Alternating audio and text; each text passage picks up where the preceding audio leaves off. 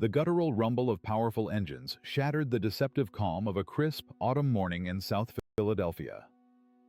Three obsidian-black SUVs, their tinted windows reflecting the gray, bruised sky, glided silently down a street typically teeming with the cheerful chaos of children and the rhythm of neighborly chatter. Now, a hush fell, thick and immediate, suffocating the usual sounds. Conversations froze mid-sentence on stoops and sidewalks. A woman, mid-gossip, instinctively clutched her worn purse tighter, her eyes wide with a fear she hadn't felt since the last time the city's heart had skipped a beat. Kids on brightly colored bikes, mid-wheelie, scattered like startled pigeons, their laughter dying in their throats. From the lead vehicle, four figures emerged. Dark suits, impeccably tailored, seemed to absorb the faint morning light. Sunglasses hid their eyes, making them faceless, devoid of emotion. Tiny earpieces, almost invisible, hinted at a silent, coordinated network. They moved with an unnerving, almost military precision, a silent choreography honed by countless repetitions. One, a man with a stern jawline, cradled a sleek leather portfolio as if it held the secrets of the universe. Another, taller, whispered into his wrist, his voice a low, urgent murmur swallowed by the air. Their presence was a stark, menacing declaration. They ignored the frozen stares, the nervous whispers, the growing knot of unease that tightened around the block. Their gaze was fixed, unwavering, on one building, a faded, red brick apartment complex, its fire escapes like skeletal ladders against the peeling facade. They marched, resolute, into its shadowed entrance, their destination, Apartment 3C. They were looking for a boy, a barely there shadow, named Dante Hayes, only 14 years old. His grandmother, Lena, believed he was in some kind of trouble, though she couldn't articulate why. The entire block, now buzzing with a morbid curiosity, felt it too. The tension was palpable, a question hanging heavy in the humid air. What could a kid like Dante possibly have done to summon such an ominous, powerful presence? What no one, not even Dante himself, knew was the profound seismic shift that had occurred just 16 hours prior. In the heart of a ferocious biblical thunderstorm, Dante had made a choice. A simple, yet monumental act of human connection. He had reached out to a stranger, an elderly man, staggering and lost in the torrential rain, his very existence teetering on the edge of collapse. What Dante couldn't have fathomed, clinging to his thin, inadequate jacket, was that this old man was not just anyone, and that solitary walk home, a reluctant journey through a city drowning in the tempest, was about to unravel and reweave the entire fabric of Dante's desolate world. But before we delve into the chilling arrival of those men in dark suits, before the storm breaks again, we must journey back. We must understand the quiet, unremarked existence of Dante Hayes, the boy everyone overlooked, the boy whose life, until now, had been a meticulous, heartbreaking calculation of survival. Dante's world was a two-bedroom walk-up, perched precariously on the third floor of that same aging brick building, where the scent of stale cooking oil and damp plaster perpetually clung to the air. No elevator, just 3 flights of groaning stairs, each step a testament to the building's weary age. The paint in their apartment peeled in silent protest, curling away from the walls like dry, dying leaves, revealing the faded layers of lives lived and forgotten. When the rain hammered down, as it so often did in South Philly, a stubborn, yellowing leak would bloom on the ceiling above his bed, a constant visual reminder of their precarious existence. His father, Marcus, a man whose laugh still echoed faintly in the corners of Dante's memory, had vanished 3 years ago, swallowed by the brutal maw of a construction accident. A fall from scaffolding, a sudden, horrifying plunge that had left a gaping, unfillable void. His mother, Carla, a wisp of a woman with haunted eyes, drifted in and out of rehab facilities. Her calls now a distant, forgotten melody, 18 months having passed since her last fragmented promise. Grandma Lena, the unyielding bedrock of Dante's universe, worked double shifts at the city hospital laundry, Her days a relentless ballet of steam, harsh detergents, and the ceaseless churn of industrial machines. Her hands, once soft and nimble, were now cruelly twisted, gnarled by the unforgiving grip of arthritis. Every evening, as the city lights began to prick the gathering dusk, she returned home, her gait a slow, agonizing shuffle, her face a mask of quiet endurance. Dante's routine, a self-imposed ritual born of necessity, was as unyielding as the rising sun. He rose at 5:30 a.m., an internal alarm clock more reliable than any electronic device. By 6:30, he was out the door, headed for Northwood High. After school, from 3 to 5 p.m., he toiled at Mr. K's corner store, earning a paltry $7 an hour, a lifeline in their daily struggle. At 9 p.m., without fail, he met Grandma Lena at the bus stop, walking her home, a silent guardian against the encroaching city shadows. Then, homework under the dim glow of a single lamp, a quick, restless sleep, and the cycle began anew. He was 14, a boy man, and this relentless, exhausting rhythm had been his life for the past 18 months. Thursday morning, a mere 16 hours before the ominous black SUVs would descend upon their block, Dante awoke at his usual hour. No alarm clock needed. The weight of responsibility was a far more potent wake-up call. The tiny kitchen, barely big enough for two, hummed with the quiet preparations. He made instant oatmeal, 2 portions, each spoonful a measure of their carefully rationed existence. Brown sugar, a small indulgence, was stirred into Grandma Lena's bowl. His own remained unadorned, plain, a conscious choice to stretch their meager resources just a little further. Then came the ritual of the pills: blood pressure, diabetes, arthritis. His eyes, keen and analytical, immediately fixated on the arthritis bottle. 4 pills, only 4 left. His stomach nodded. He knew the cost, a staggering $85, a sum that might as well have been a king's ransom. They didn't have $85. He moved to the small chipped ceramic flour canister, hidden away on a dusty shelf, their emergency fund.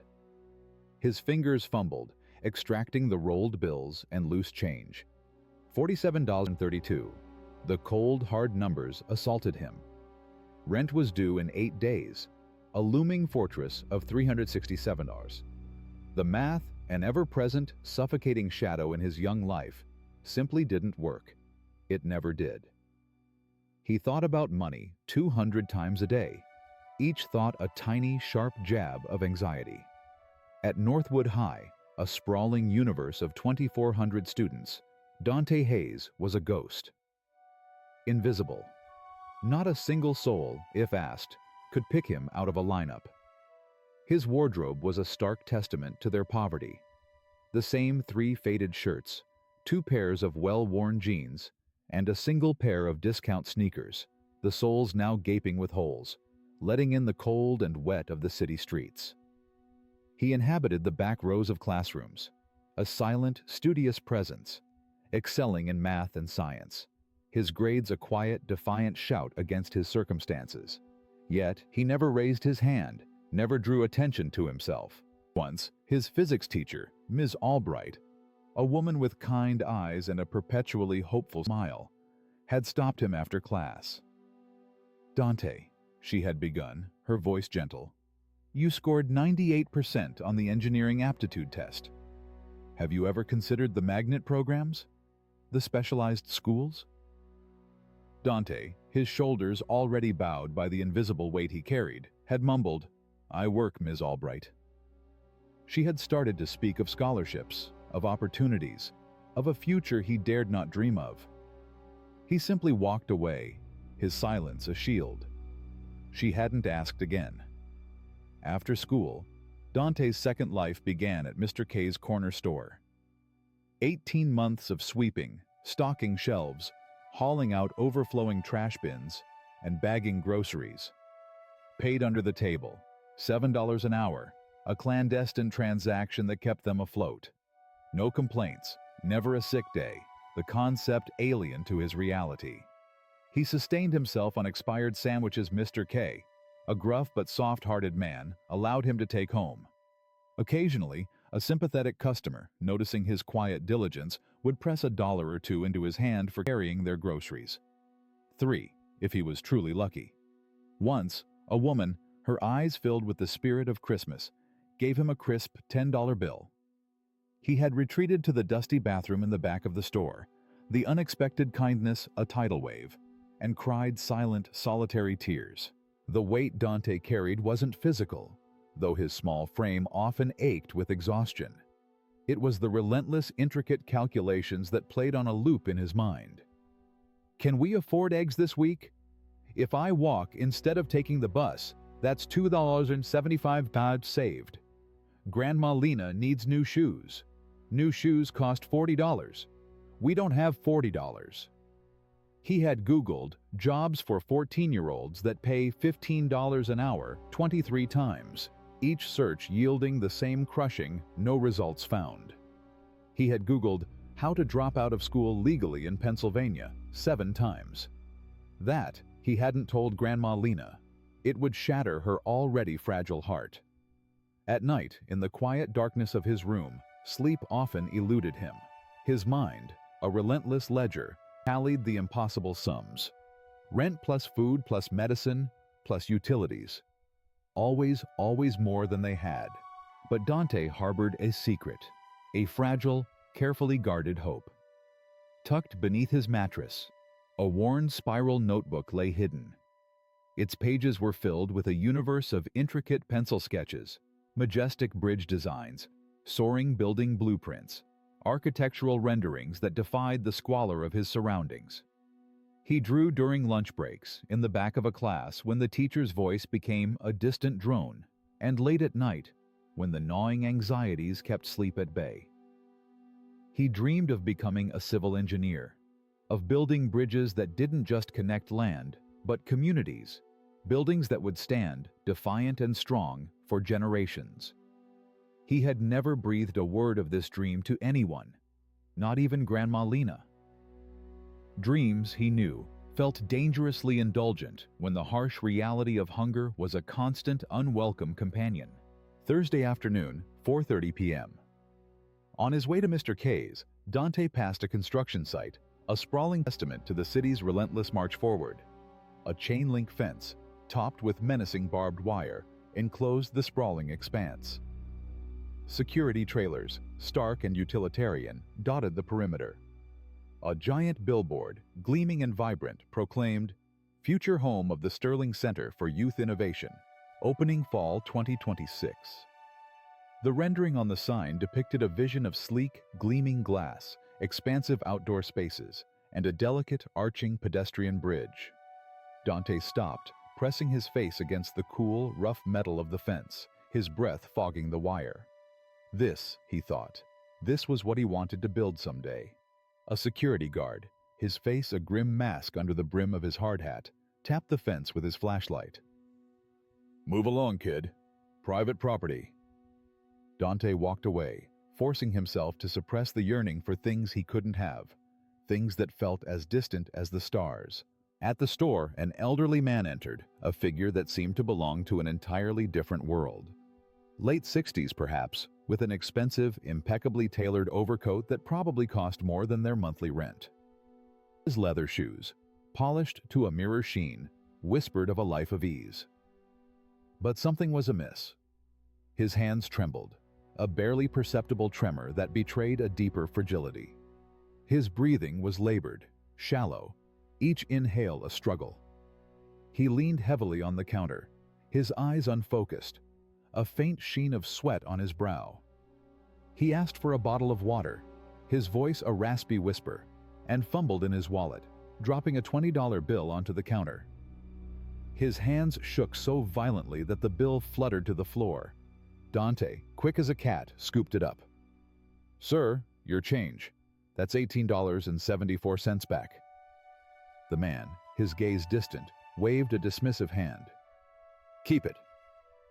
Dante, his sense of duty unyielding, followed him to the door, holding out the money. The man stopped, turned, and for the first time, truly looked at Dante. A long, appraising stare, as if trying to etch his features into his memory. "You're a good kid," he rasped, his voice rough, thick with an emotion Dante couldn't quite place. "That's rare these days. What's your name?" "Dante, sir. Dante Hayes." "Dante," the man repeated slowly, a thoughtful nod. He took the change, his fingers brushing Dante's, then turned and left, disappearing into the city's relentless pulse. Mr. K, who had observed the entire exchange from behind his counter, shook his head. "That's weird. Rich guys never turn down free money." Dante shrugged, the encounter already fading from his mind, and returned to stocking shelves, his focus on the task at hand. 8:50 p.m. The streetlights cast long, distorted shadows as Dante walked to the bus stop, the designated meeting point for Grandma Lena. The 64 bus rumbled to a stop, its hydraulic hiss a familiar sound. Grandma Lena emerged, her silhouette limping, each step a small wince of pain. Her arthritis was flaring, bad today, her face a tight mask of suffering. Without a word, Dante took her bag, a surprisingly heavy canvas tote that held the weight of her day, a lunchbox, a change of clothes, a well-worn library book. 15 pounds of nothing, he thought, yet it felt like 100. They began their slow, deliberate walk home. 3 blocks, on a normal day, felt like a mile for her. "Baby," she rasped, her breath coming in short puffs. "You don't have to meet me every night. You got homework." "I'm done, Grandma," he lied, the words a familiar comfort, a necessary fiction. She didn't believe him, he knew, but she also didn't argue. She needed him. Halfway home, she stopped, leaning against a graffiti-scarred lamppost, struggling to catch her breath. "Your daddy used to walk me home too, when he was your age," she reminisced, her voice softer now, tinged with a distant sweetness. "Before he got tall and thought he was too cool." A faint smile touched her lips, and her eyes, clouded with fatigue, misted over. "He had a gift, your daddy. He could see what needed fixing, and he just knew how to fix it. People called him at midnight. Marcus, my sink's busted. My door won't close." And go. Didn't matter if he was tired.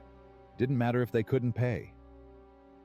Dante knew this story, had heard it 100 times, a cherished lullaby of his father's kindness. But he never interrupted. "You got that in you, baby. That same heart." Dante didn't answer. His mind was elsewhere, a dark, churning maelstrom of numbers. The $320 they didn't have, the pills they couldn't afford, the impossible choice he knew he would soon have to make. Dropping out, working full-time, 40 hours a week at $7 an hour. That was $280 a week, enough to survive. He turned 15 in 3 months. In Pennsylvania, one could drop out at 16 with parental consent. He had been researching. He hadn't told Grandma Lena. It would break her heart, but sometimes, he reasoned, love demanded sacrifice, and Dante was running out of options, running out of time. What Dante didn't know, what he couldn't possibly foresee, was that in exactly 90 minutes, he would be forced to make another choice. A choice so profound, so utterly unexpected, that it would ultimately bring those men in dark suits, their grim faces and silent authority, directly to his door. Thursday evening, 6:20 p.m. The forecast had casually predicted a 50% chance of showers. By 5:30, however, the sky had not merely darkened.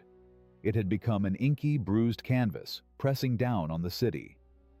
The wind, a capricious, unseen force, howled through the narrow streets, snatching at loose debris and sending shivers down the spines of exposed buildings. The temperature plummeted 15 degrees in a mere 20 minutes, an Arctic breath chilling the humid air. By 6:00, it wasn't just rain. It was a furious, relentless wall of water, an apocalyptic deluge that pounded the city with an almost malevolent force. Thunder, a primal roar, shook the very foundations of the old buildings, rattling windows and vibrating through the soles of Dante's worn sneakers. Lightning, jagged and incandescent, ripped through the blackness, momentarily turning night into an blinding, artificial day, exposing the drenched, chaotic streets in stark, ghostly flashes. Flash flood warnings blazed across every phone screen, an urgent, digital cacophony. Emergency alerts shrieked, stark white text on black backgrounds. Severe thunderstorm warning, seek shelter immediately. The city's official advice was stark, unequivocal, stay indoors. Dante was at Mr. K's, methodically mopping the perpetually sticky floor, the rhythmic swish of the mop a counterpoint to the storm's fury. Mr. K, a small, wizened man with a perpetually worried frown, watched the local news channel, shaking his head. "This is bad, Dante. Really bad." Rain hammered against the storefront windows, each drop a tiny percussive drumbeat. The lights flickered ominously, threatening to plunge them into darkness. "Dante, go home. Your grandma's going to worry. Don't worry about the rest of your shift. I'll pay you for the full thing." Dante, grateful but anxious, pulled his thin hood up, his zip-up jacket, the only coat he owned, offering scant protection against the elements. It was not, by any stretch of the imagination, waterproof. He stepped outside, and within 3 heartbeats, he was utterly, completely soaked, the cold seeping into his bones. 2 blocks from home, a blinding flash of lightning split the sky, followed by a deafening crack of thunder. In that split second of searing, unnatural light, Dante saw him. The elderly man from yesterday, the one who had refused his change. He stood outside a medical building, a beacon of vulnerability in the storm. No umbrella, no coat, his expensive dress shirt plastered to his gaunt frame, utterly drenched. He was desperately, frantically trying to hail a cab, his arm waving in desperate arcs against the backdrop of the raging tempest. Cabs, mere blurs of yellow in the downpour, splashed past without slowing, their drivers likely seeking refuge from the chaos. The man stumbled, his footing betraying him, catching himself on a grimy lamppost. His face, even in the fleeting light, was alarmingly pale. His lips tinged a faint, disturbing blue. His hand clutched at his chest, a gesture of profound distress. Dante's mind, usually so clear and analytical, raced, a chaotic swirl of conflicting thoughts. "Grandma's waiting. She's probably panicking. I'm already soaked. I need to get home. He's a stranger. He's clearly rich. Look at that watch. Probably costs more than we'll see in a year. He'll be fine. Someone else will help." But then the man staggered again, his knees threatening to buckle. His breathing, even from 15 feet away, was ragged, shallow, his chest heaving with alarming effort. "He looks like Papa." The thought hit Dante with the force of a physical blow. That day, the day before he fell, Papa had been breathing like that. "Tired, too tired," he'd said. His chest felt tight. Went to work anyway. Fell 40 feet the next morning. Then, a new, perplexing detail caught Dante's eye. 50 feet away, a sleek, black Lincoln town car was parked, its hazard lights blinking rhythmically, a silent beacon in the storm. The driver's door opened, and a man in a crisp suit, holding a large black umbrella, stepped out. The old man saw him, and to Dante's astonishment, waved him off angrily, a defiant, almost desperate gesture. "No! I said no! Get back in the car!" The driver paused, a hesitant, concerned figure in the pouring rain. "Mr. Reynolds, please." The old man's voice, though strained, carried a sharp edge of irritation. "I told you, I'm not going with Edwards. I'll find my own way home." The driver hesitated for another long moment, then retreated, disappearing back into the safe cocoon of the vehicle. Dante was confused. Why would someone refuse their own ride in a storm, especially when they were so clearly unwell? Another thunderclap, impossibly loud, seemed to tear the sky apart. The old man's knees finally buckled. He went down, catching himself on his hands, kneeling on the wet, filthy sidewalk, the rain an unceasing torrent. People rushed past, heads bowed against the storm, their forms blurred by the sheets of water. Cars splashed through massive puddles, sending waves of icy water crashing onto the pavement. No one stopped. The man tried to stand, a desperate, futile effort. His arms gave out. Dante moved before he had time to fully process the decision, his body acting on an instinct deeper than fear or logic. "Sir, sir, are you okay?"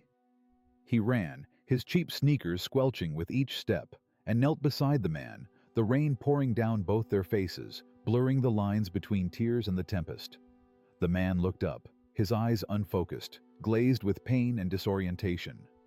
I need to get home. Can't find my phone. I can't." His voice was slurred, fragmented. He was clearly in medical distress. "Where do you live?" Dante pressed, his voice surprisingly steady amidst the chaos. "Rittenhouse Square, 18th Street. Building with the green awning. Can't remember the number." Rittenhouse Square, 12 blocks away, in the exact opposite direction of home, through the absolute worst of the storm. Dante's phone was back in his apartment, charging, a useless brick now. He couldn't call 911, couldn't call Grandma Lena. He looked at the black town car, still patiently waiting. "Sir, your driver's right there." The man, his grip surprisingly strong, seized Dante's arm. "No, not with him. I won't. I can't explain. Please. I need to walk home." He wasn't making sense.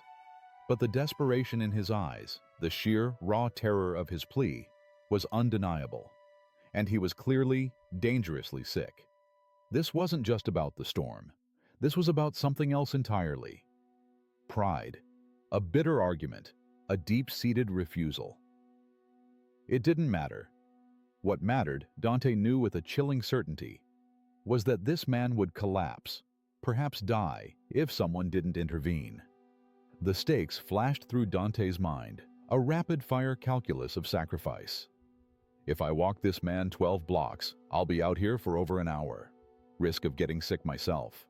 Grandma Lena will be terrified, maybe call the police. I might lose tomorrow's shift at Mr. K's, and we need every single one of those $28. But then another thought, cold and stark, cut through the noise. If I walk away and this man dies, I'll carry that forever. He pulled off his jacket, thin and already soaked, basically useless against the elements. But it was something, an offering. He draped it over the man's shuddering shoulders. "I'll walk you home, sir. Lean on me." The man looked at him, a long, searching gaze that seemed to pierce through the rain and the fear. "You don't have to do this. You don't even know me." Dante's young face was grim, determined. "I know you need help. That's enough. Come on." He pulled the man to his feet, a monumental effort. The man was heavy, at least 190 pounds. Dante, a mere 5 feet 7 inches tall, weighed perhaps 135, now completely saturated. They started walking, a slow, arduous shuffle against the storm's relentless assault. Behind them, the driver of the Lincoln town car stepped out again, his voice echoing faintly above the roar of the rain. "Mr. Reynolds!" The old man, now leaning heavily on Dante, didn't even turn around. Dante didn't know it yet, couldn't possibly grasp the monumental truth of the moment.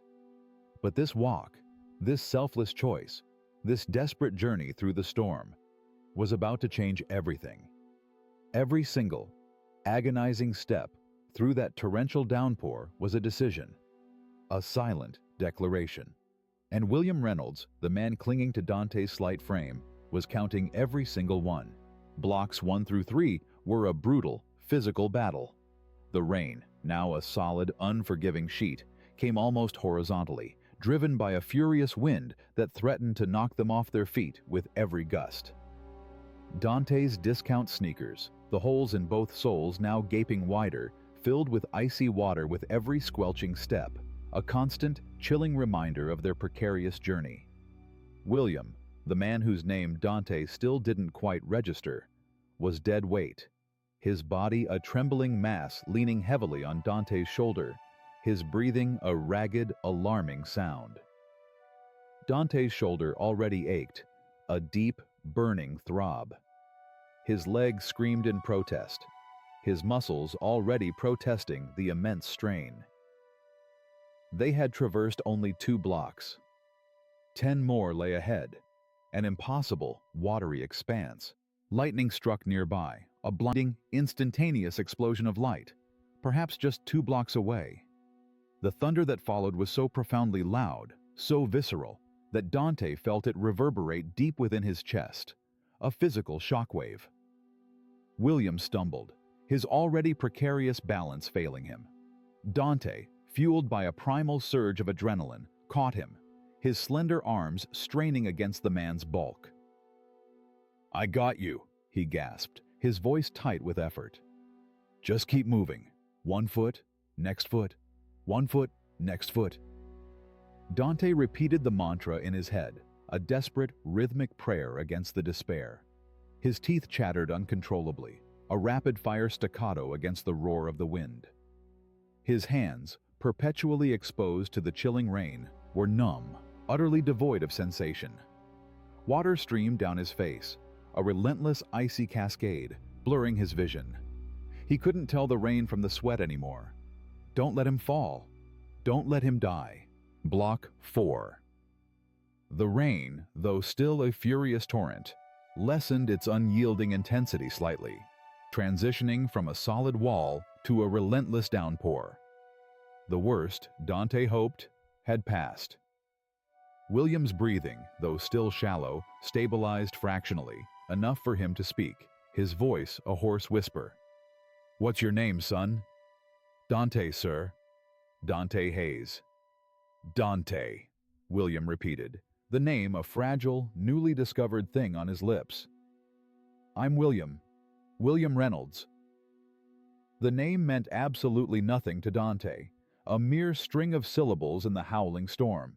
He simply nodded, his gaze fixed on the treacherous path ahead, and continued to walk, his body a vessel of pure, unadulterated resolve. "You should have just called 911, William rasped, a faint note of regret in his voice. "This is too much to ask of a kid." "Didn't have my phone," Dante replied, his voice flat with exhaustion. "And you needed help now, not in 20 minutes. William fell silent, his tired eyes studying Dante's profile in the flickering, distorted light of the street lamps. A new, complex emotion slowly dawning in his gaze. Blocks 5 and 6. William began to talk, his voice gaining a fragile strength. Perhaps it was a diversion, a way to distract himself from the pain and the journey. Perhaps it was simply a desperate need to give voice to the ghosts that haunted him. "I had a son once, Michael. He'd be 30 now, maybe 31. I lose track sometimes." Dante didn't know what to say, didn't know how to respond to such raw, unexpected vulnerability.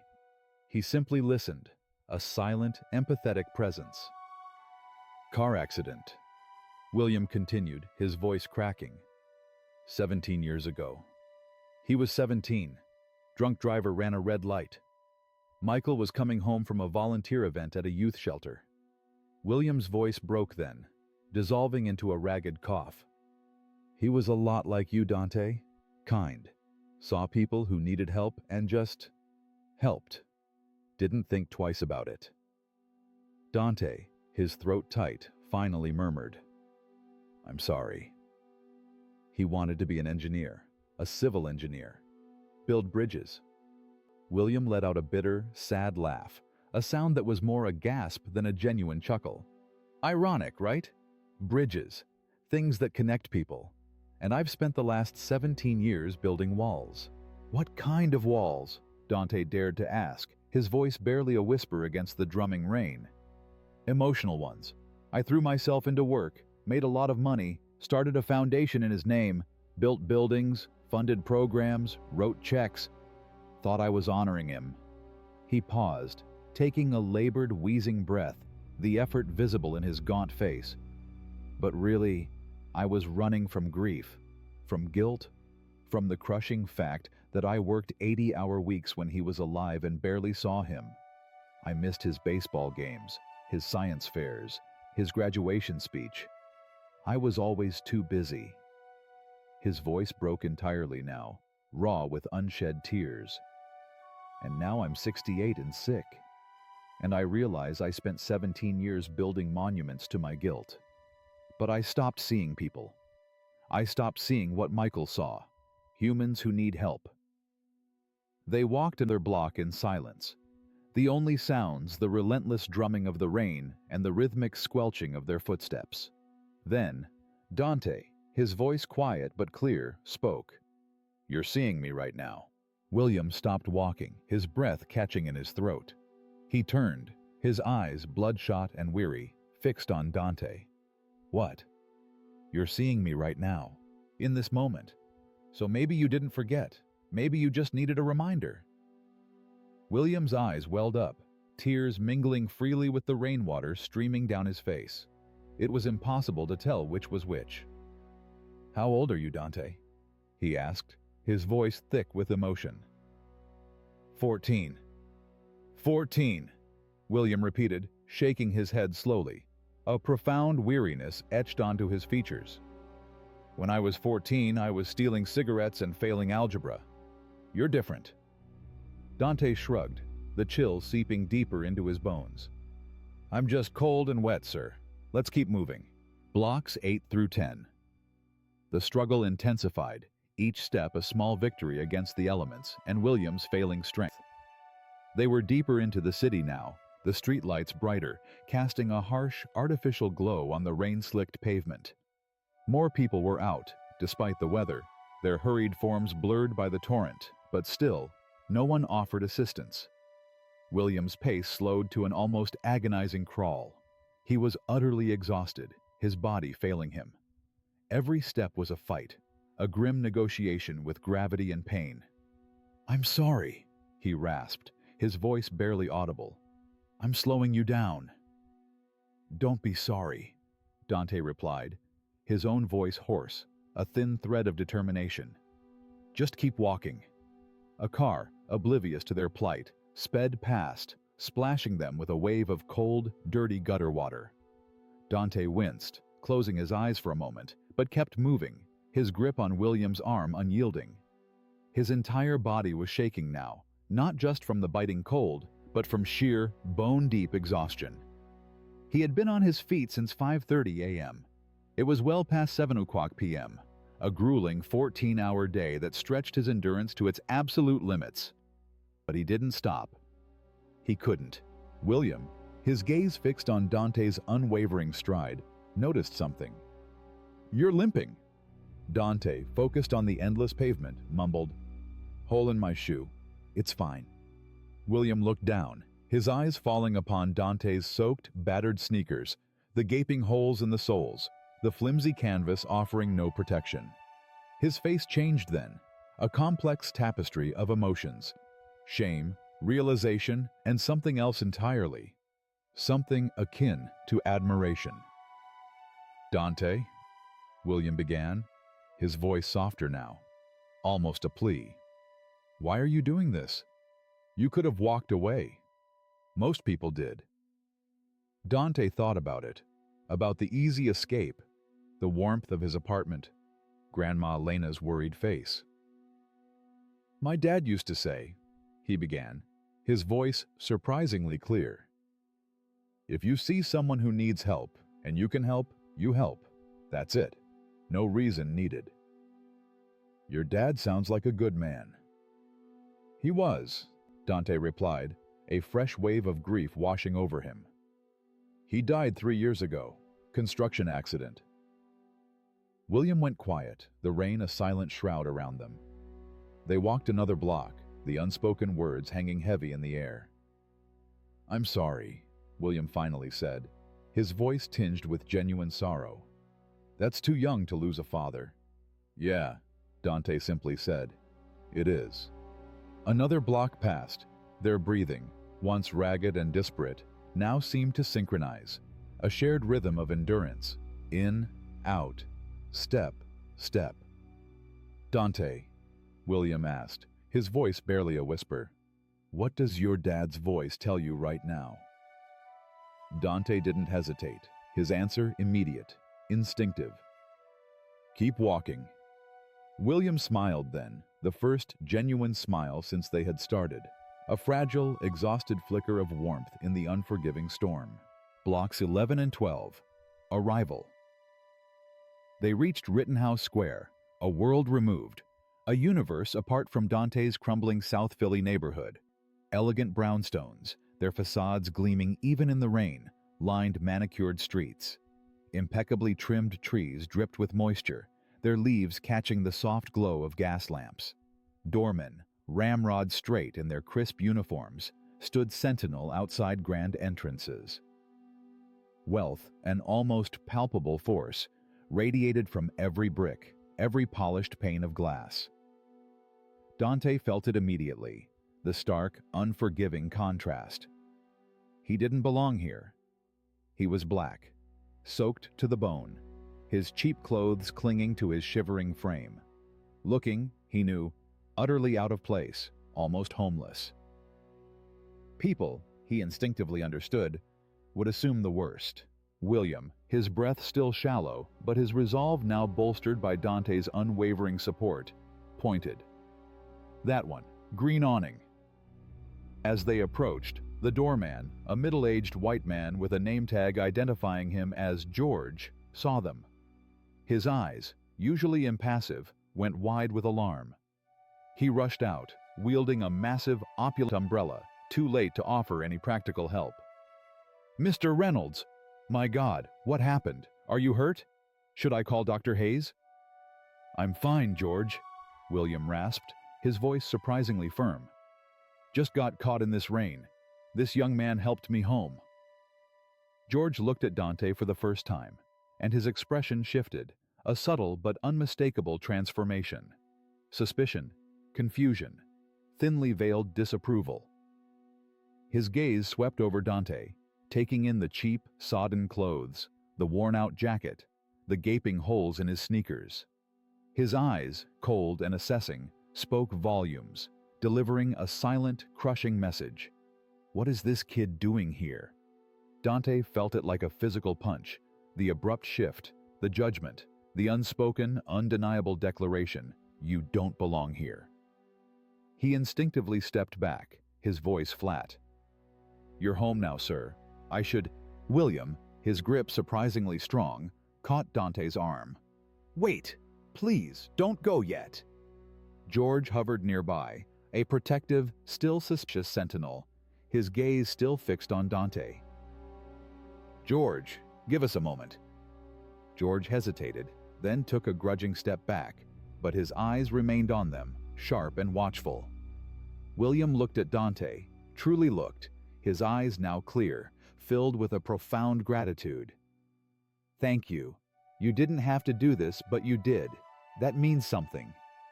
Dante nodded, unsure of what to say, what to feel. "You should get inside, sir. You need to get warm. Maybe see that doctor." "I will. But first, I need to know you get home safe. George, call this young man a car." "No, sir. I'm fine. I'll walk." Dante. "Really?" William pressed, a note of gentle insistence in his voice. "I'm already wet. It's fine." Dante's words were firm, a quiet assertion of his pride, his fierce independence, his refusal to accept what he hadn't earned. Something in William's chest tightened, a complex ache of admiration and understanding. This boy, this 14-year-old boy, who possessed so little, yet had given everything. "At least let me—" William began, his hand instinctively reaching for his wallet, but Dante was already backing away, a silent, graceful retreat. "You get inside and get warm, sir. That's all I need." He turned to go, melting back into the rain-streaked darkness. William called after him, his voice echoing through the opulent square. "Dante Hayes, I won't forget this. I promise you that." Dante waved, a quick, almost imperceptible gesture, without turning around, and walked back into the relentless, unforgiving rain. 12 blocks home, in the opposite direction, through the very storm he had just endured. But somehow, despite everything, despite the biting cold, the bone-deep exhaustion, the throbbing ache in every muscle, Dante felt something he hadn't felt in a very long time. He felt a fragile, nascent hope. He felt like maybe, just maybe, doing the right thing still mattered. even when nobody was watching, even when it cost him everything, even when the entire world seemed to be screaming at him to simply keep walking. William Reynolds, a man of immense power and wealth, desperately wanted to repay the boy who had saved him.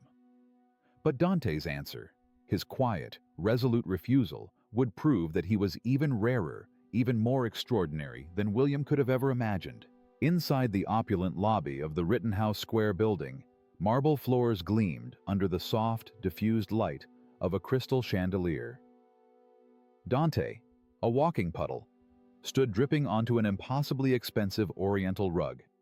George, the doorman, hovered nearby, his suspicions still a palpable, unsettling presence.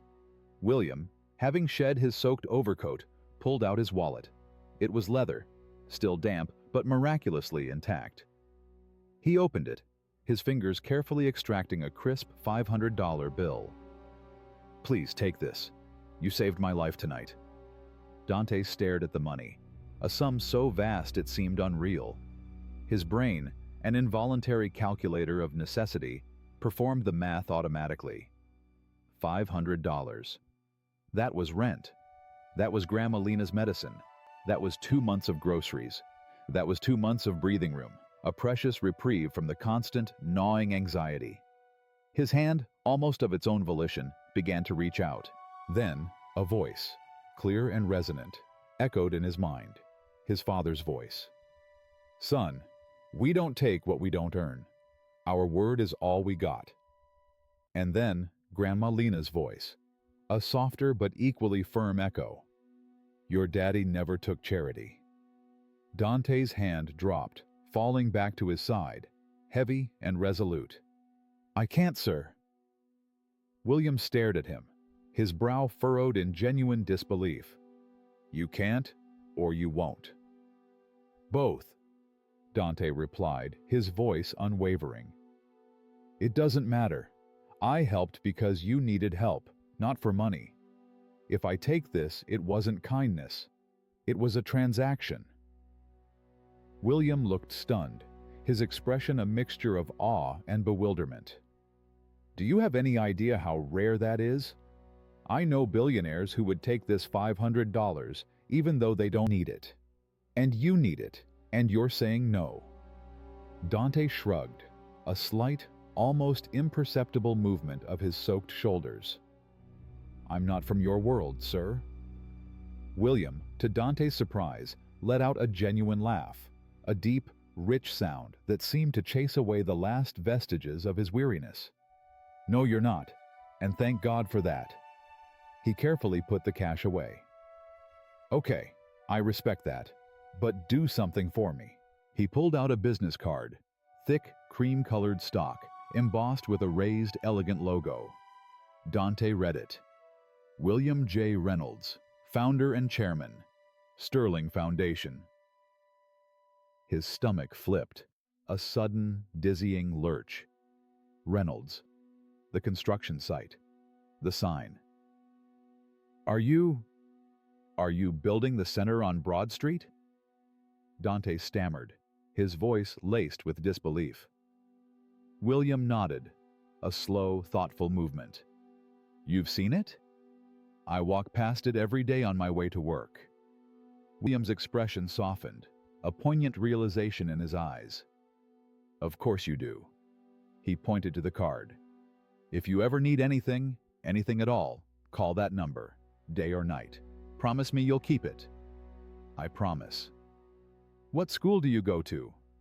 "Northwood High, South Philly." William nodded slowly, committing the name to memory. Northwood. Good. George, the doorman, reappeared with a stack of fluffy white towels, still watching Dante with a guarded, wary gaze. "Thank you, Dante Hayes," William said, his voice imbued with a deep sincerity. "You didn't just help an old man, you reminded him why he does what he does." Dante nodded, still not fully comprehending the magnitude of the moment. "Get inside, sir. See that doctor." "I will, and Dante," William added, his voice firm. "I won't forget this. I promise you that." Dante turned and left, disappearing back into the unyielding rain. The walk home was long, cold, and utterly draining. His teeth chattered, his shoulder ached, his feet were numb, each squelch of his ruined sneakers a painful reminder of the distance. But as he walked, a strange, unfamiliar lightness settled over him, as if something fundamental had shifted within his very being. He looked at the card, the crisp white rectangle now slightly damp, but still elegant in his hand. William J. Reynolds, billionaire. And I just walked him home. Will he remember me, or is this just another story he'll tell at a fancy dinner party? He didn't know, but he had done the right thing. That, he decided, was enough. Still, deep down, a tiny spark of hope, fragile yet persistent, flickered to life. What if this changes something? 8:42 p.m. Dante climbed the groaning stairs to apartment 3C, the familiar scent of old wood and worn carpet filling his nostrils. The door flew open before he could even insert his key. Grandma Lena stood there, her face a stark mask of fear, her eyes wide and haunted. "Where were you, baby? I called Mr. K. He said you left 2 hours ago. I thought you were hurt." She saw him then, soaked to the bone, shivering uncontrollably, and the anger melted from her face, replaced by a profound, aching relief. "Baby, what happened?" She pulled him inside, wrapped him instantly in a rough but warm blanket, making him strip out of his drenched clothes right there in the small entryway. "I helped someone, Grandma, an old man. He was sick. I walked him home." She stopped, her hands clutching the blanket around him, her gaze piercing. "You walked him home? In that storm?" He needed help. Her eyes filled with tears, unshed and glistening. She cupped his face in her gnarled hands, her touch warm against his cold skin. "You got your daddy's heart, baby. That same good heart." A beat of silence. "But you gotta take care of yourself, too." "I know," he whispered, the raw emotion in his grandmother's voice a comfort. She made him hot tea, steaming and sweet, heated up a can of chicken noodle soup, and wrapped him in 2 more blankets, cocooning him in warmth and love. Dante didn't mention the business card, or the $500 he'd turned down, or the strange, dizzying feeling that his life had just been irrevocably altered. He sat at the small, chipped kitchen table, drinking his soup, feeling warm for the first time in what felt like months. He didn't think about money. He thought about bridges, connections, how one walk in the rain, one selfless choice, might have meant something truly profound. Tomorrow was Friday. School, work, the same relentless routine. But tonight, something felt undeniably different. He didn't know what yet, but he felt it. A faint but persistent hum of possibility. Dante, in his youthful innocence, thought that was the end of the story. He went to bed, a fragile sense of peace settling over him. He woke up, the storm gone, the sun struggling to break through the lingering clouds. But 16 hours after he had guided William Reynolds home through the tempest, those ominous men in dark suits did come looking for him. And the entire neighborhood would never, ever forget it. Friday morning, 6:00 a.m. Dante woke up sore, every muscle in his body protesting. His shoulder ached, his feet throbbed, and dark circles, like bruised smudges, shadowed his eyes. He found the elegant business card on his nightstand, a stark contrast to his cracked, ancient phone. He pulled up the browser, his fingers trembling slightly, and Googled, "William Reynolds, Philadelphia." The results flooded his screen, a deluge of information that made his head spin. Billionaire philanthropist William Reynolds pledges $50 million to Philadelphia education. Sterling Foundation awards $500 million in grants to urban development. William J. Reynolds, the man who rebuilt Philadelphia. A Forbes profile estimating his net worth at a mind-boggling $2.7 billion. Dante's hands began to shake uncontrollably. I walked home a billionaire, and I turned down his money. A part of him, the pragmatic survivalist part, registered a crushing wave of regret. Another part, the deeper, truer part, swelled with a fierce, quiet pride. Mostly, he was just stunned, overwhelmed by the sheer, unfathomable scale of it all. "Dante, you're going to miss the bus!" Grandma Lena's voice, sharp with urgency, cut through his daze. He quickly pocketed the card, trying to compose himself. It doesn't matter, he's probably already forgotten about me. But Dante had a fever this morning, a faint flush on his cheeks. 100.2 degrees. Grandma Lena, ever vigilant, made him stay home. He lay on the worn couch, wrapped in blankets, drifting in and out of a restless half-sleep.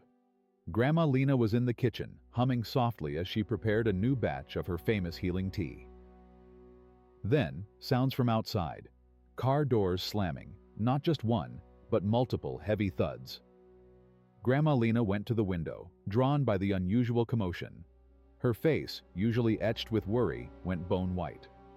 "Dante, baby, come here." "What?" Her voice was barely a whisper, thick with an unfamiliar terror. "Come here now!" He struggled off the couch, his feverish body protesting, and staggered to the window. 3 black SUVs, gleaming Lincoln Navigators, with heavily tinted windows, were parked in a precise, intimidating row down the street. From each, men in dark suits emerged, sunglasses obscuring their faces, earpieces a subtle glint of metal against their ears. They moved with that same unnerving, synchronized precision.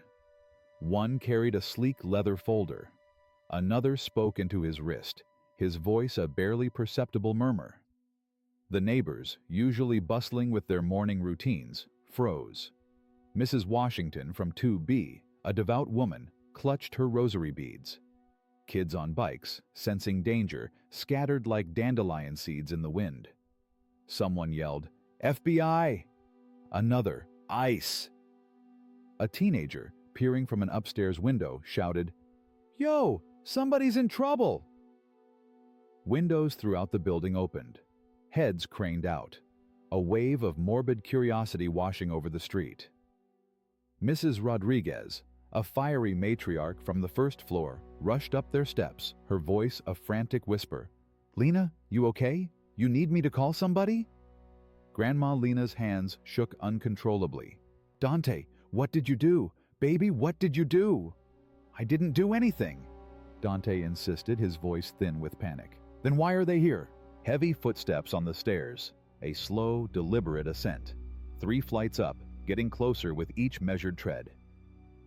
Grandma Lena grabbed Dante's shoulders, her grip tight, almost painful. "Did you steal something? Did you get in a fight? Tell me the truth, baby." "No, I swear." A knock then, 3 sharp, authoritative raps that vibrated through the thin apartment door. Grandma Lena and Dante stared at each other, their eyes wide with shared terror. Another knock, louder this time, more insistent. A voice, calm and professional, filtered through the wood. "Mrs. Hayes, this is Jennifer Hale with the Sterling Foundation. We need to speak with Dante Hayes. It's urgent." Grandma Lena's mouth formed a silent, disbelieving "Reynolds." Dante's heart hammered against his ribs, a frantic bird trapped in a cage. The business card. William. Oh my God. Grandma Lena, her hand still trembling, unlatched the chain and slowly opened the door a crack. A woman stood there, mid-40s, impeccably dressed in a tailored charcoal suit, a sleek briefcase clutched in one hand. Professional, authoritative, but her face, surprisingly, held a look of calm kindness. Behind her, 2 imposing men in dark suits stood guard, their expressions unreadable. "Mrs. Hayes, I'm Jennifer Hale, Director of Special Projects for the Sterling Foundation. Is Dante home?" "What do you want with my grandson?" Grandma Lena demanded, her voice shaking but firm. "Mr. William Reynolds would like to speak with him today, as soon as possible." "Is he in trouble?" Jennifer smiled then, a small, reassuring curve of her lips. "No, ma'am. The exact opposite, actually. May we come in?" But when Dante finally met William Reynolds on Saturday morning, he learned the truth. And the truth, profound and heartbreaking, was far bigger than he could have ever imagined. Inside the small apartment, Grandma Lena, her initial fear slowly giving way to a bewildered curiosity, allowed Jennifer Hale to step in. The two silent men in suits remained outside, their watchful presence a surreal counterpoint to the peeling paint and worn furnishings. Jennifer's gaze swept across the humble living space, but her eyes held no judgment, only a professional, almost gentle assessment. "Is Dante here?" she asked, her voice soft. Dante, emboldened by his grandmother's presence, stepped forward, his heart still thrumming a rapid, anxious rhythm. "I'm Dante." Jennifer's face softened further, a genuine warmth emanating from her. "Mr. Reynolds would like to meet with you tomorrow, Saturday, at 10 o'clock a.m. Would that work?" "Why?" Dante asked, his voice barely a whisper. "He'll explain everything, but he asked me to give you this." She handed him an envelope, thick and cream-colored, emblazoned with the elegant Sterling Foundation logo. "Open it." Inside, a single, elegantly handwritten note. "Dante, you asked for nothing. That's why I want to give you everything you need. Tomorrow, we will talk about your future. W.R." Below the note, a check. Dante's eyes widened. Then Grandma Lena gasped, her hand flying to her mouth, stifling a sob. $5,000. The memo line read, "For rent, medicine, and peace of mind." Dante couldn't breathe. The air in the small room suddenly felt thick, suffocating. "Mr. Reynolds wanted you to have that now. No strings attached. We'll send a car for you at 9:45 a.m. tomorrow." Jennifer, her mission accomplished, offered a final, reassuring smile and departed. The sound of car doors closing, engines humming to life, then the profound, sudden silence outside. The neighbors, still huddled and gossiping loudly, quickly scattered as the vehicles pulled away. Grandma Lena looked at the check, then at Dante, her eyes brimming with a mixture of awe and profound confusion. "Baby, what did you do last night?" "I just walked him home, Grandma," Dante whispered, the tears now streaming down her face.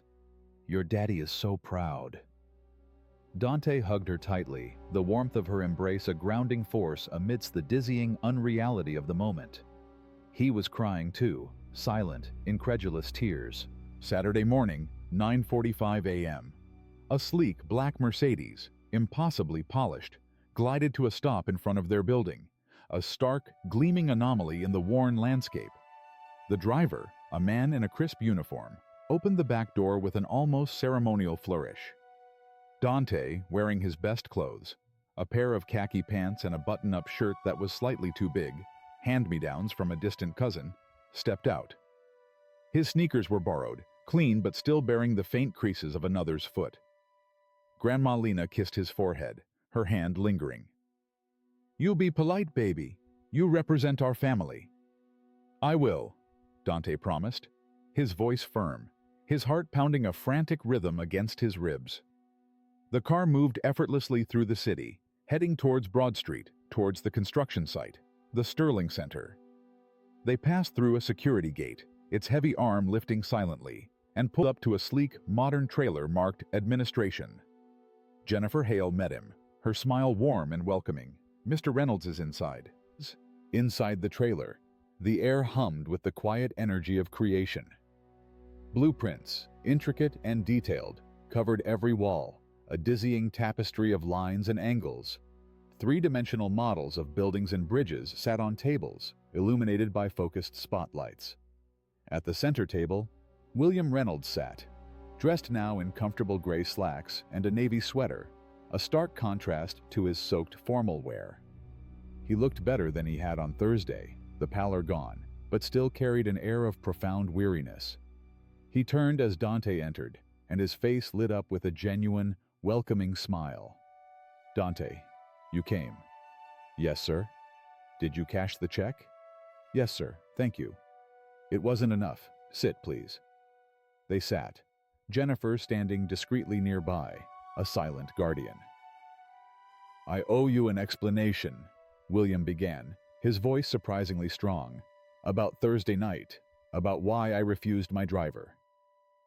You don't owe me, Dante mumbled, but William cut him off, a gentle but firm shake of his head. I do, because what I'm about to ask requires you to understand who I am. He took a deep, fortifying breath. Thursday afternoon I had a doctor's appointment.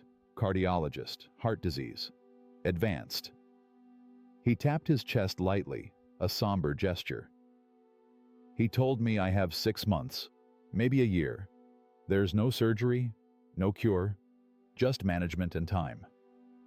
Dante's stomach dropped, a cold, hard knot of dread forming in his gut.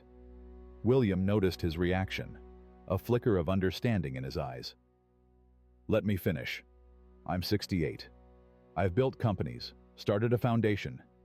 I lost my wife 10 years ago, my son Michael 17 years ago, and when the doctor told me I was next, I felt relief.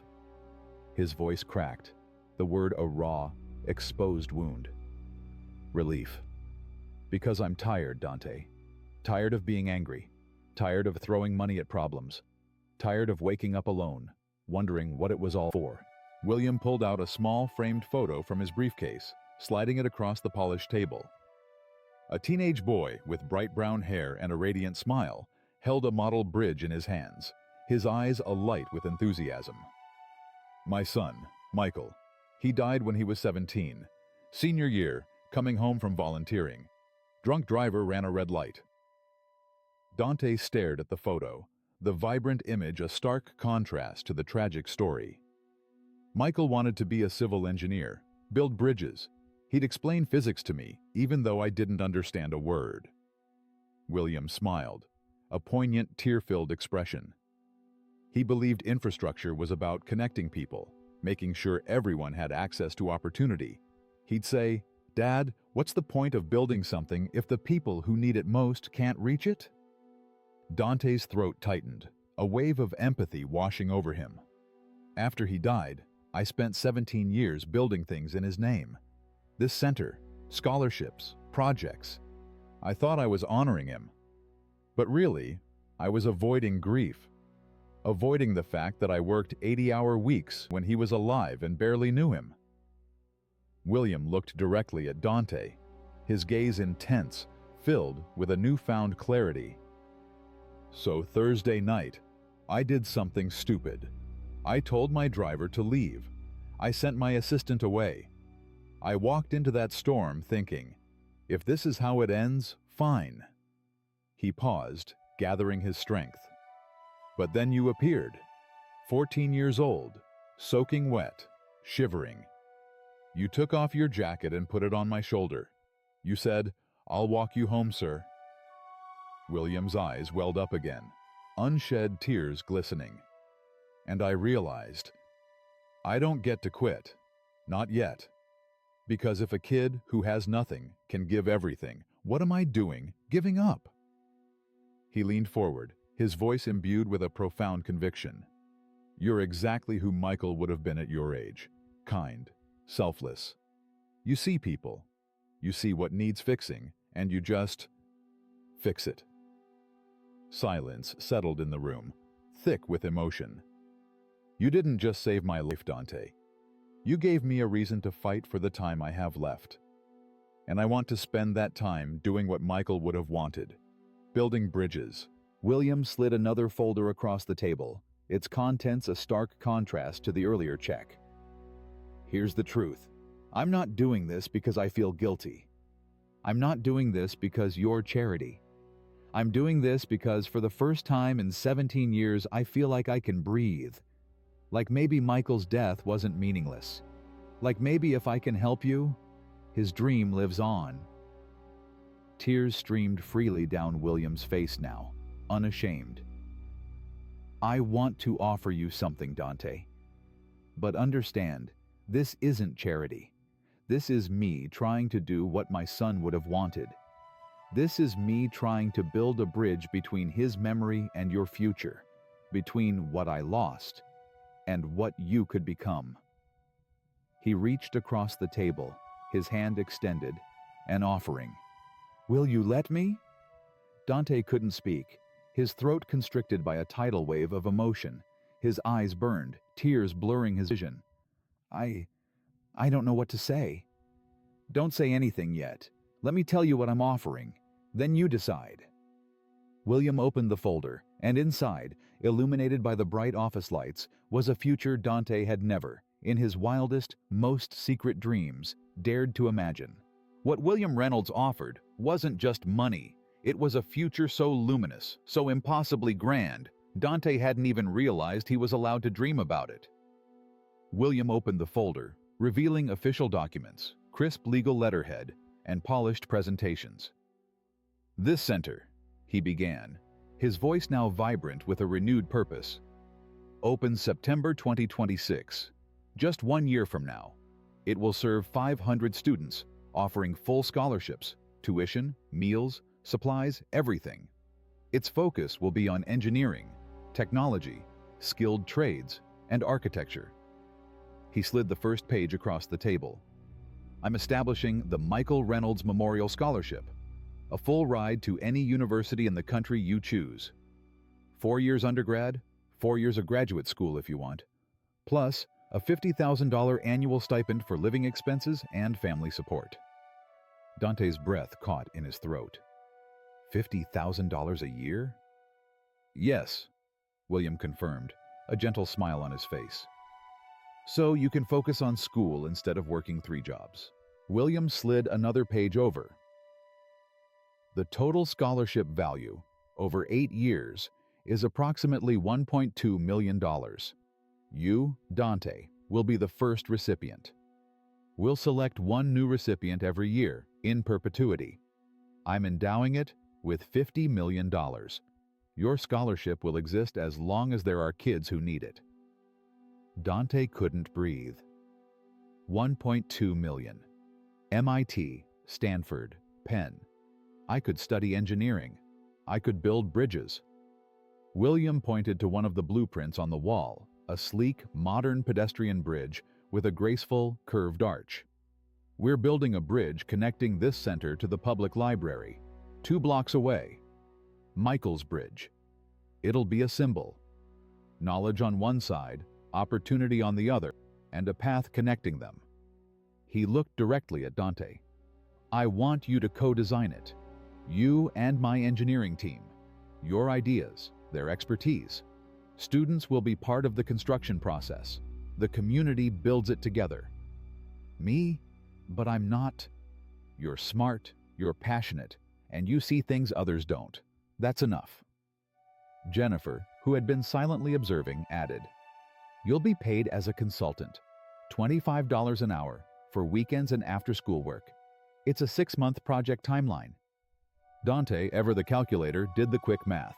$25 multiplied by 10 hours a week, multiplied by 24 weeks, $6,000, more than a year's wages at the corner store. William continued, his voice softer now, more personal. One more thing. I know your grandmother works 2 shifts at the hospital laundry. I know her arthritis makes every day painful. Dante tensed, his guard rising. How much does he know? I'd like to offer her a position as Community Outreach Coordinator for the Sterling Center. She'll work with local families, help with enrollment, coordinate with churches and schools. Part-time, 20 hours a week. Salary, $65,000 per year. Dante's mouth fell open, his mind struggling to process the impossible numbers. $65,000? Plus full health benefits. Her arthritis treatment will be covered, physical therapy, medication, everything. Tears streamed down Dante's face, unbidden, unstoppable. She'll never have to scrub sheets again. She'll never have to work in pain. She can rest. Dante, William asked gently, don't you want that for her? Dante nodded, utterly incapable of speech, his chest heaving with silent sobs. Jennifer, ever efficient, opened a calendar. Here's the timeline. Today, you sign preliminary agreements. We will announce the scholarship next week. In November, you start working with the engineering team on the bridge design. December, a media announcement. You'll be the face of the program if you're comfortable. January, groundbreaking ceremony, you'll speak. Spring, bridge design finalized. Summer, bridge construction begins, and you'll intern on site, paid. September 2026, the center opens, and you enroll as a student. Dante hesitated, a flicker of doubt amidst the overwhelming joy. Why me? There are thousands of kids who need this more. William leaned back, a profound weariness in his eyes. Are there? Because from where I'm sitting, you're exactly the kid who needs this. You're brilliant. You're kind. You work harder than anyone I've ever met. And you're one bad month away from dropping out of school to work full-time. Am I wrong? Dante looked down at his hands, unable to deny the stark truth. You deserve this, Dante. You earned it the moment you ran toward me instead of walking past. Most people walked past. You didn't. That says everything. Jennifer laid out the contracts, crisp and official. Since you're a minor, your grandmother will co-sign, but everything is yours. The scholarship, the stipend, the job. No catches, no strings. Dante read them slowly, carefully, just as Grandma Lena had taught him, scrutinizing every word. He looked at William, his voice trembling.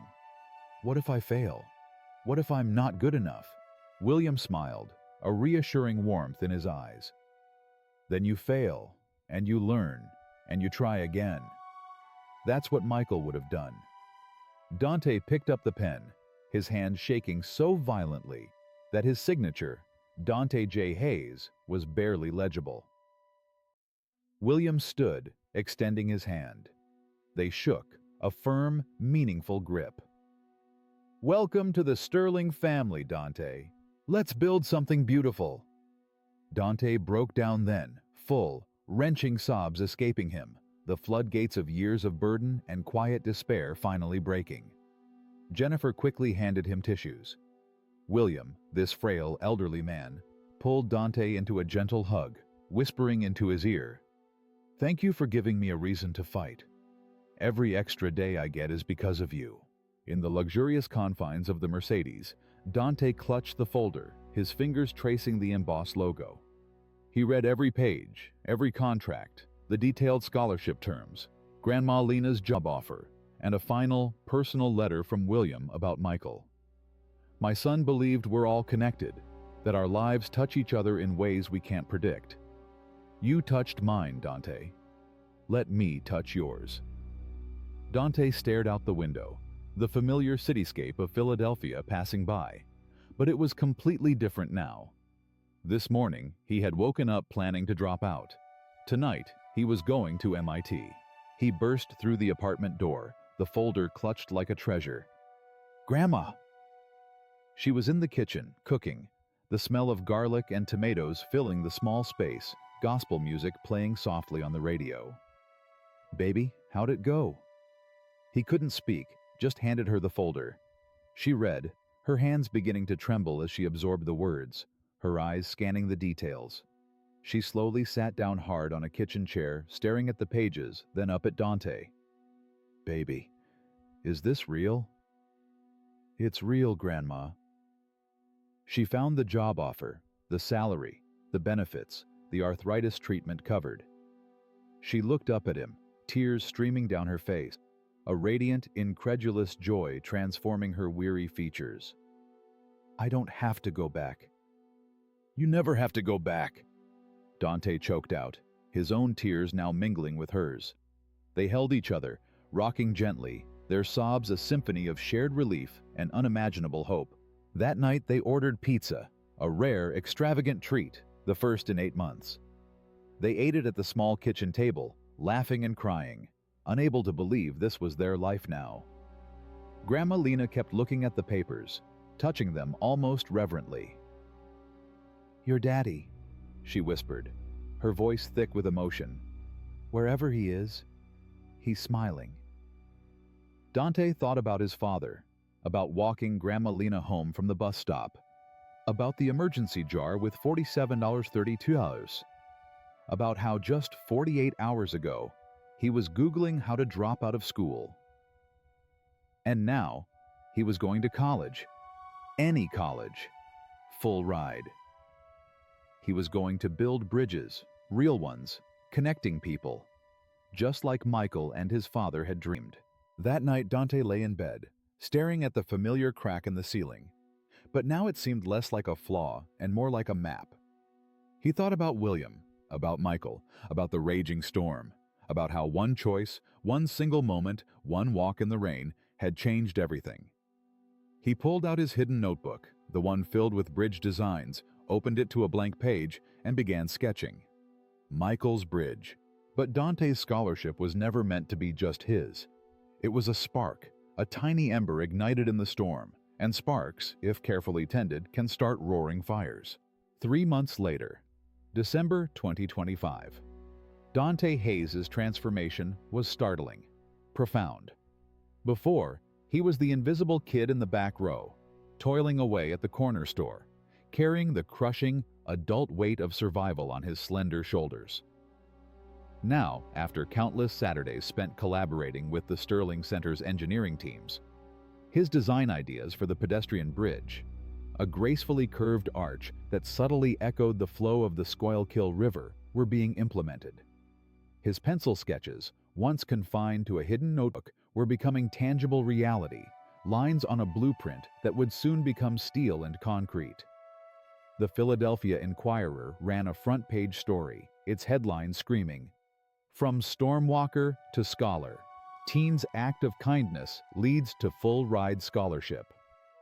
Local TV stations featured him in a segment, Dante on camera, confident and articulate in a hard hat, explaining load distribution with an ease that belied his age, speaking like he had always belonged in that world. Teachers at Northwood High treated him differently now, their respect palpable. The guidance counselor, who had once barely registered his existence, now asked him to mentor other students, sharing his unlikely journey.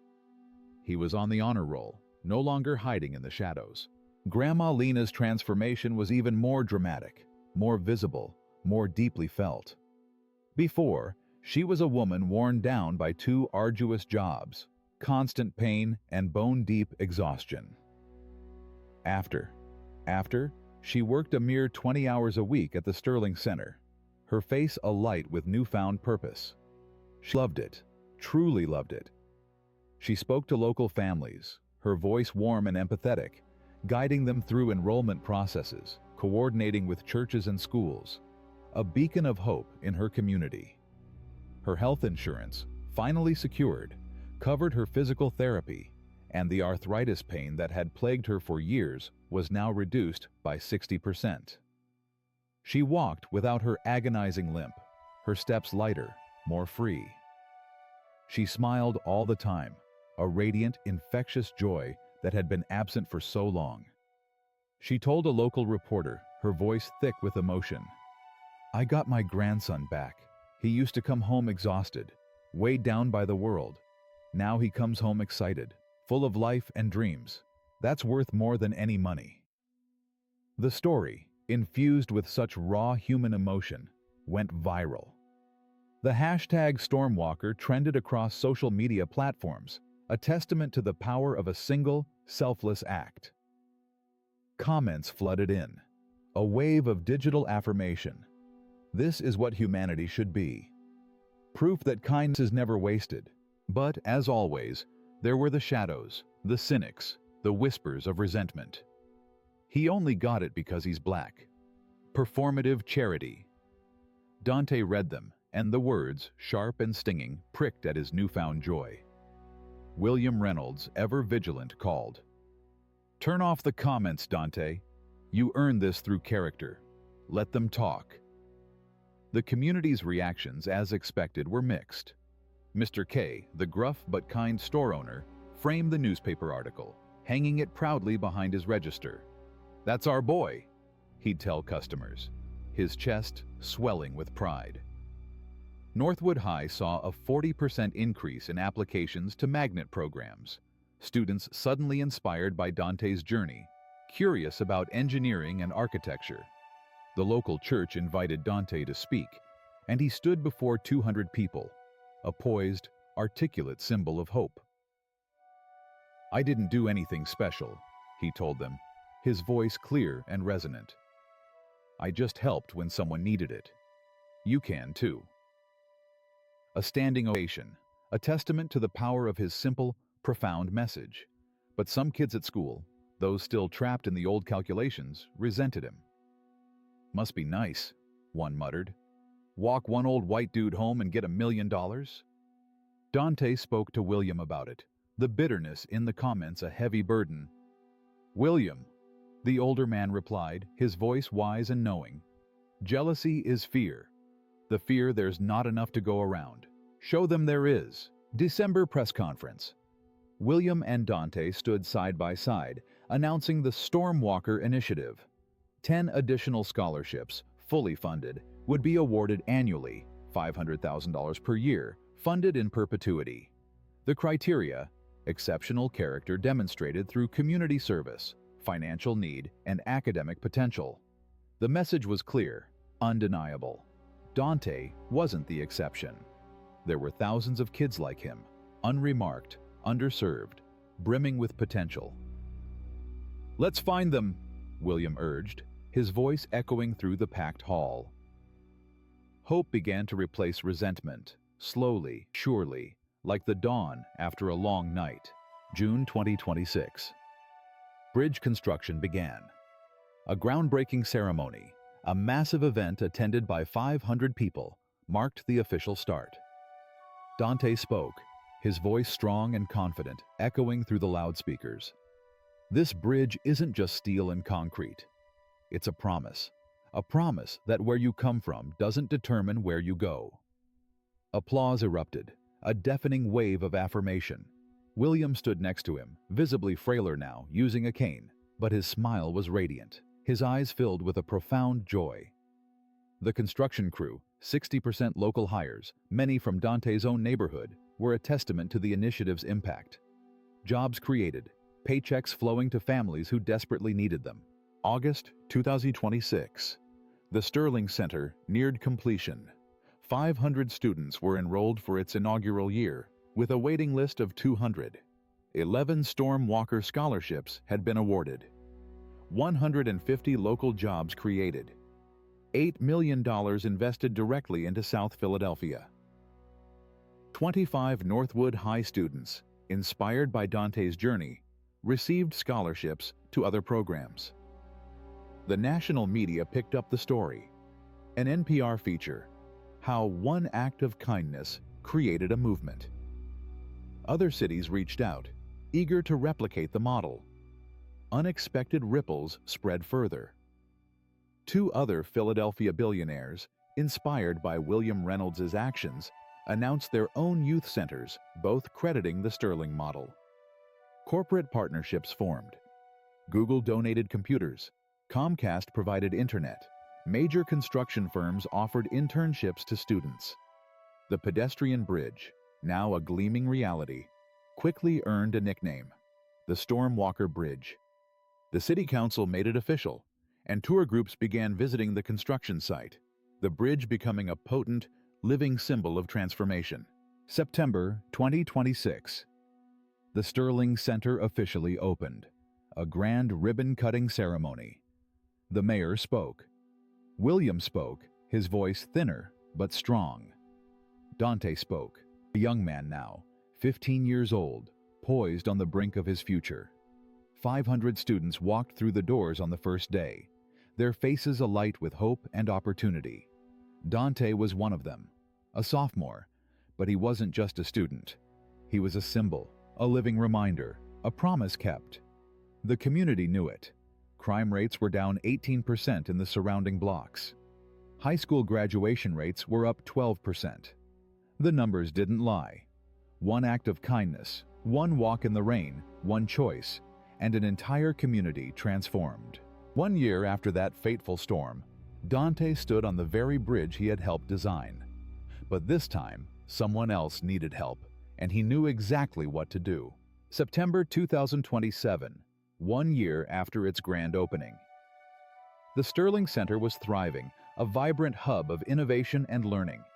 500 students were enrolled. 50 dedicated staff members guided dozens of programs, from robotics to advanced coding. The college acceptance rate for the first graduating class soared to 87%.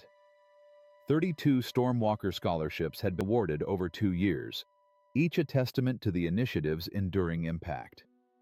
The community's transformation was measurable, undeniable. Crime down 18%. High school graduation rates up 12%. William Reynolds was still alive.